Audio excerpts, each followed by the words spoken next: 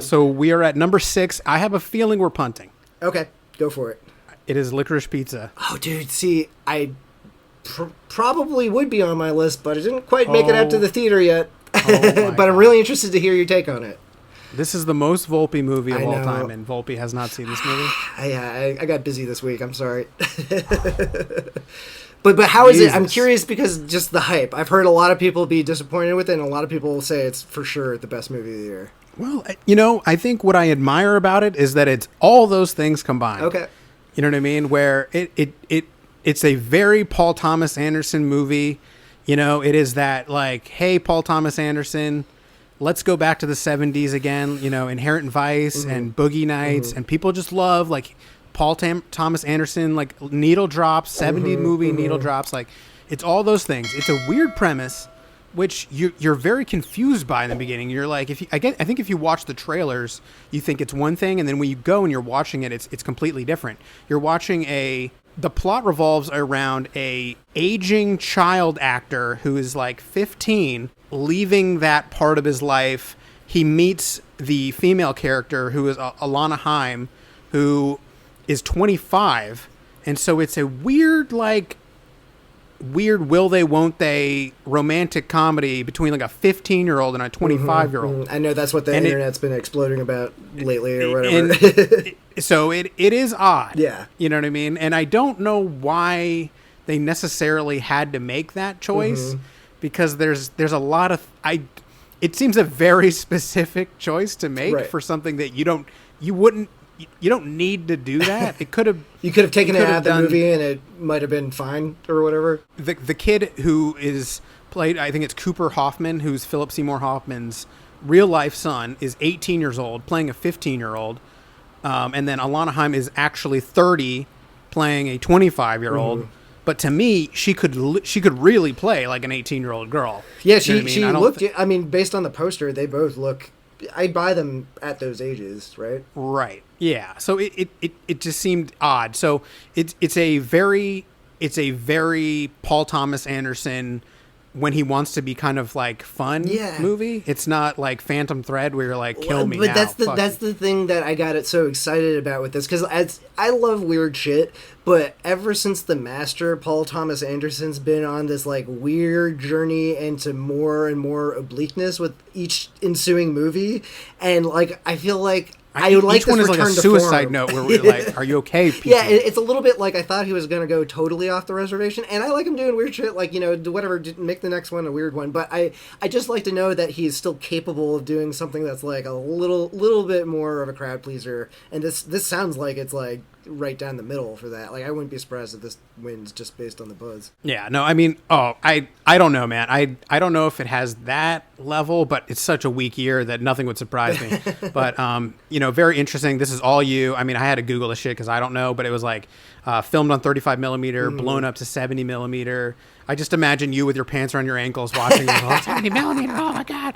Ash was like, that's the most Volpe movie ever. Oh my God. I'm like, yeah, but it's way too goddamn long. I'll say that. I don't.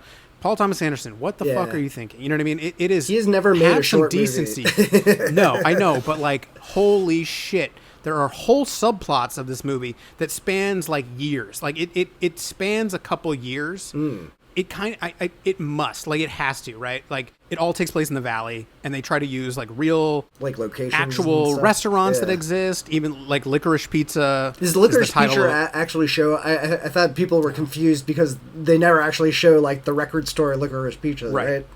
Right, and the record store was named Licorice Pizza based on an Elvis and Costello. Abbott and Costello. Abbott and Costello. Gotcha. I always think Elvis. Yeah, right. Abbott and Costello bit where they joke where they're trying to sell LPs and they're like, well, if we don't sell them, we'll just sell them as Licorice Pizzas. That's why they named. That's why the record store was named that. There are no more Licorice Pizza record stores, but they were like in the 70s. So that's why it's called Licorice Pizza. Everyone's like, what the hell is Licorice Pizza? Right. They put obscure movie stars into it, like, oh, this guy is supposed to represent this guy you've never heard of. Well, I'm curious about the Bradley Cooper guy, because the guy he plays is a fucking legend. No, it's very interesting because they decided to...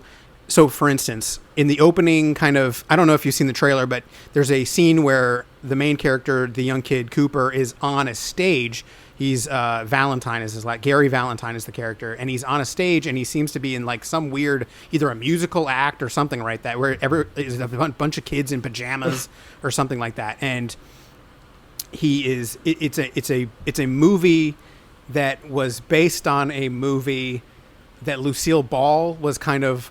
It's based on.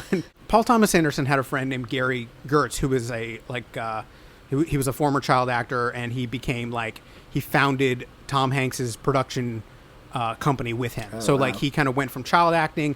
This is basically Paul Thomas Anderson's friend.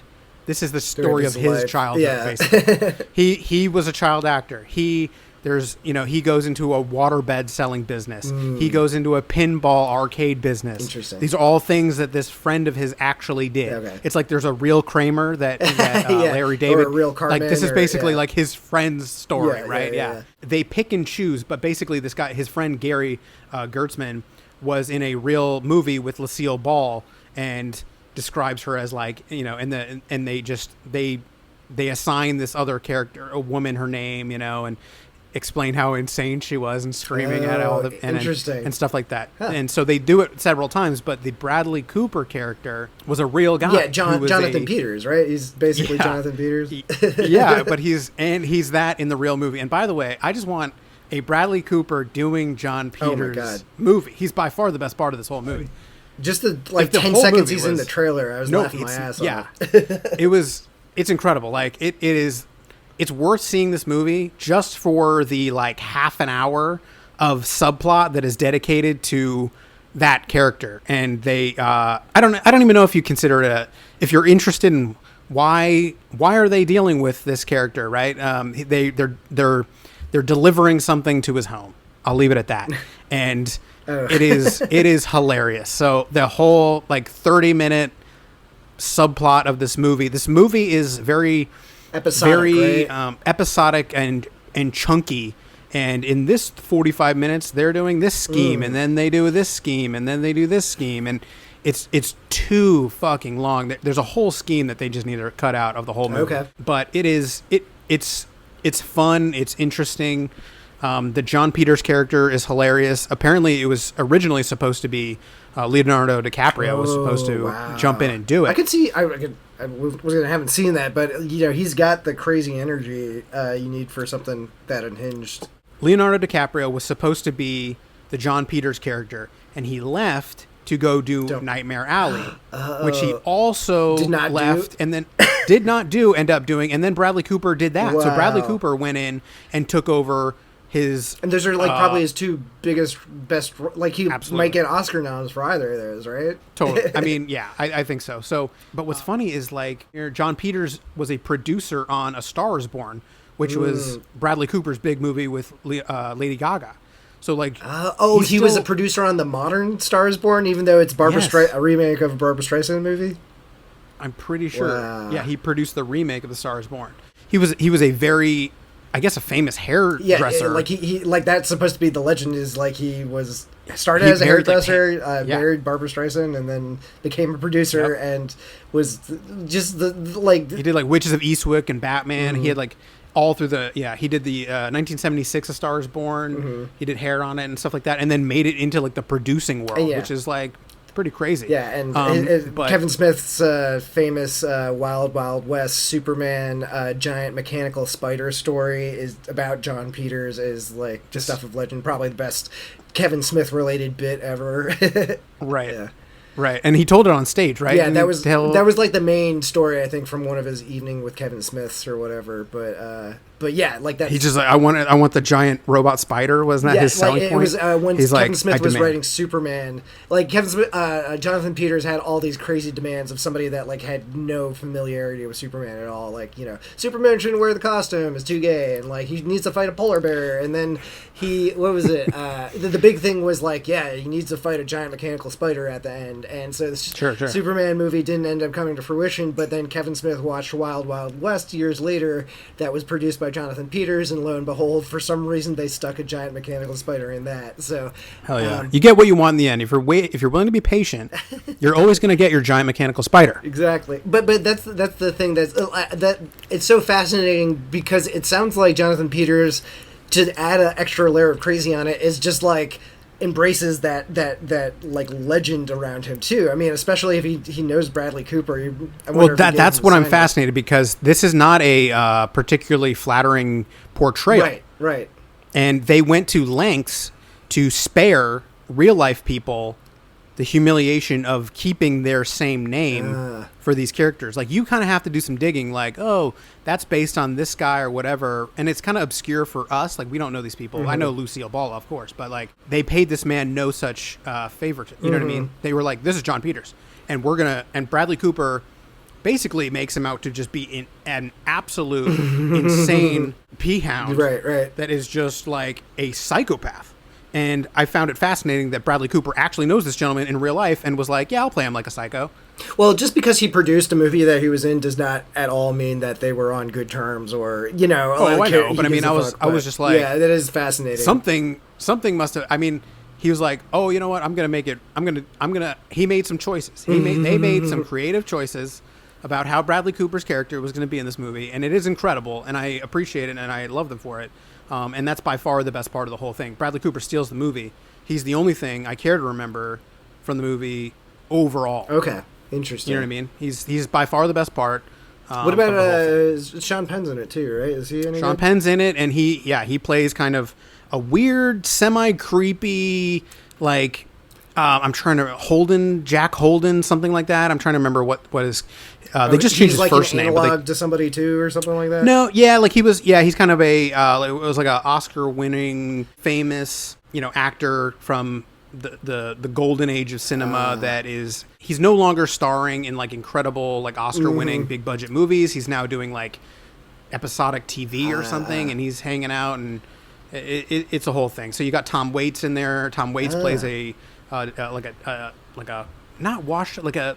I don't know how to politely put it, where like, just not quite the luster at the stardom they once were type of dudes. Go see it. It's fun. It's way too goddamn long. And anyone who wants to say like, oh, I couldn't get enough, I challenge you to. I mean, you know what I mean? Like, I have quite a few notes on things that could have been removed. Ben Safdie's in it. Oh. He's just randomly, like, I don't know. He's in a whole storyline that I just didn't really was like, why are we doing this? Right. What are we doing? I appreciate seeing him on screen, but I was like, this doesn't need to happen. Well, I'm like really curious about how P.T. Anderson's process it really has always been, but especially in like, once again, this like weird last 10-year period he's been in, where it feels like he kind of like, I don't want to say goes in without a plan. Like, I think he knows what he's doing, but I think he's got a vague, I think he's a lot more open to not totally knowing where the movie's going, and he probably does like more improvisation, or like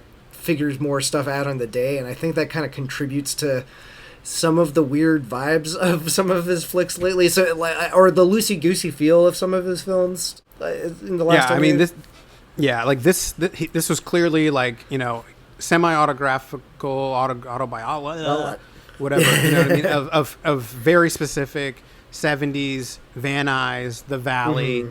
And then he was like, I remember vividly, I think when I was a kid, I walked past a middle school and was watching a kid, nag or harass a photographer, and that created the whole impetus and kind of planted the seed in my mind of what this movie could be. And I was like, Jesus, that's so obscure. Wow. You know what I mean? But that's basically the opening scene is, Alana is a, low level, whatever, a photographer's assistant for a photography company that would come to your high school like take and class do pictures. Day. Wow. Yep. And so he just sees her. She's like walking through a line of kids standing in line. It's a great shot. Like, it's a really cool one take long shot of him just kind of laying it on her. Like, hey, what's your name? Hey, what's like, you want to have dinner tonight? Kind of like this kid he exuberates overconfidence for being kind of like a chubby 15-year-old, but he has great charisma. The kid's never acted before. He did a great job. Neither of them, I think, have really acted before. So, cool. Very cool. So they did a great job. All credit to them. But yeah, interesting movie. Far too goddamn long, but give it a shot. I can't believe you haven't seen it. I know. I literally was almost going to catch a viewing this morning, and once again, just stuff kept on coming up.